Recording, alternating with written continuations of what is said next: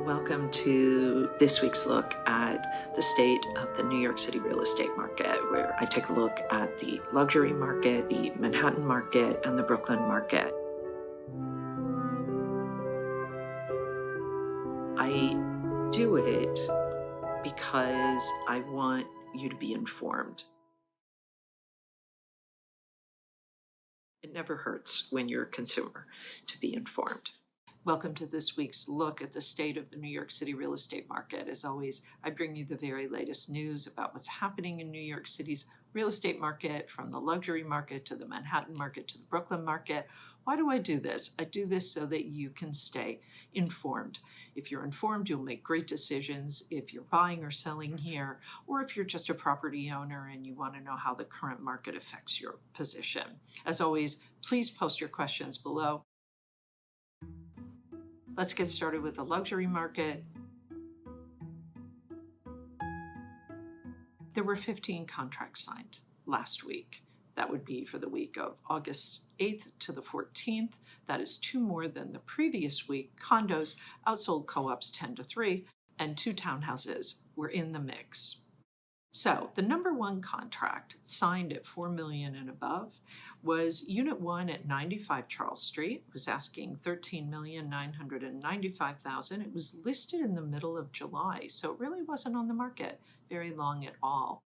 This condo spans over 6,200 square feet. It's over 4 floors, including 6 bedrooms, 4 bathrooms, 2 powder rooms, and 2 fireplaces. It has a dramatic great room with 16-foot ceilings that open up onto an almost 1,300 square foot garden with an outdoor kitchen. How fun. The apartment is in a 5-unit, 38-foot wide building with an elevator, but with no amenities. The seller, if you're curious, back in 2008 paid $8.5 million. The number 2 contract was 45A at 895 Park Avenue. It was asking $12 million. It was listed in June, so also not on the market very long. This 12-room co-op duplex has 7 bedrooms, 7.5 bathrooms, and 4 fireplaces. It overlooks Park Avenue and 79th Street. It needs to be completely renovated, and fun fact, it has been owned by the same family for over 50 years.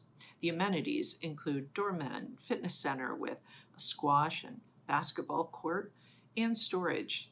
The building allows for 50% mortgage financing. Okay, that is the look at the number 1 and 2 contracts.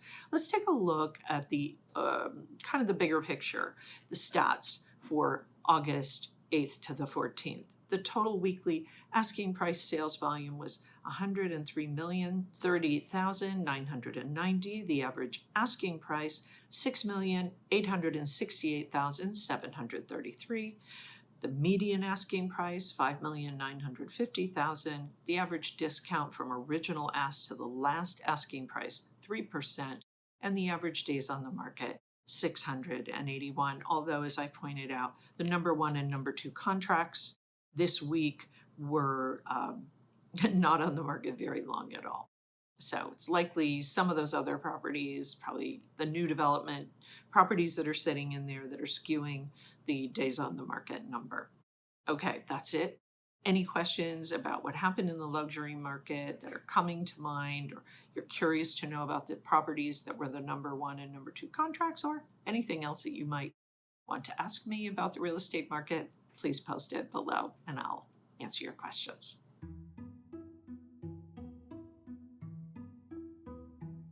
What happened in the Manhattan market last week? Well, we continue to see supply and pending sales both drifting downward, totally to be expected this time of year.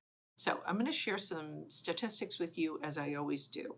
For last week, we saw 222 properties come on the market. That is a change of, we're down about 2.2%. The signed contracts, 207. Now, that on a weekly basis, it was up almost 17%, but overall, we are seeing contract activity also coming down a bit, drifting down, but we can get into those charts in a second. Also, we saw a rise in the off-market properties. Those are properties that were on the market. People pull them off the market. Why? It's not a great time. Not a lot of buyers out there.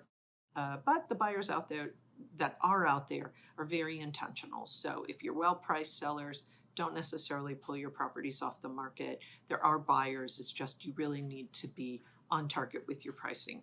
Anyway, we saw 297 properties come off the market. That is up little over 18%. We continue to be in a seller's market. However, as I mentioned, we are seeing the supply in Manhattan, the inventory continuing to tick downward. Now, while we're also seeing the inventory ticking downward, we're also seeing the pending sales ticking downward a bit, as to be expected. But interestingly, we remain above 2019 levels for this time of year. We saw, on a weekly basis, as I mentioned to you, we saw a slight uptick in the weekly supply. The overall number of new listings remains ahead of previous years, but the differential is narrowing, as you can see in the chart. The contracts signed are back up a bit. They're over 200, which is really nice. We like to see that. They had drifted downward kind of after the spring of this market. So what I would say in general, or let's say just as an overview about contracts signed, the pace of the total contracts signed remains in this kind of sideways trend. That's not necessarily a bad thing, but it's just unclear exactly where this is all going. Again, I would just say July, August, September are our slowest months historically. So this is really to be expected. We really won't likely see much more information about where the market is going or a big increase in contract activity until, let's say, the fall, October. I want to share a chart with you about market fear levels. And as you can see from the chart, it says not everyone is afraid of the slowdown. It would appear from the statistics that sellers are a little more fearful than the buyers. So we're looking at the measures, as I've been sharing with you, the off-market sellers and the let's call it the broken or canceled contracts of the buyers. So that's what this chart is about. You'll see in the blue and in the red and in the dotted line and the other dotted line, blues and reds. Take a look at this contract. In fact, I'll try to share this with you as a screenshot below, so that maybe you can spend a little more time checking it out. If you have any questions about it, take a look. But here's the long and short of it. It seems that despite rising mortgage rates and economic uncertainty, current levels would suggest that the sellers are a little more fearful than the buyers. The sellers are likely wary of the rising time on the market and are cutting prices, while the buyers, interestingly, may be sensing some opportunity, which is what I do talk to you about frequently, that if you're a serious buyer right now, don't be afraid to put in an offer, especially if you see a property that's been sitting there for a while. Perhaps you will find that seller is a little more negotiable than they were in the beginning. And sellers, sorry, I harp on this, but if you've been on the market for a few weeks, or let's say even a month, and you're not getting the offers that you want or the traffic that you want for showings, take a look at your price, because it most surely has to do with being priced a bit ambitiously for where the market conditions are at. All right, let's take a look at Brooklyn. Okay, again, just want to be sure that if you have any questions at all, please post them below. And also, if there are things that I'm not talking about as it pertains to the real estate market here in New York City, I would love that you particularly want to know about. Please let me know, because I'm happy to address any questions that you have about the market. All right, now, as I said, let's talk about Brooklyn. So here's what we saw in Brooklyn. Here's the weekly figure for Brooklyn for last week. We saw 173 properties come on the market. That's a little bit of an uptick, a little over 1%. We saw, like with Manhattan, a slight increase in the contracts signed, 146, almost 10% in a week.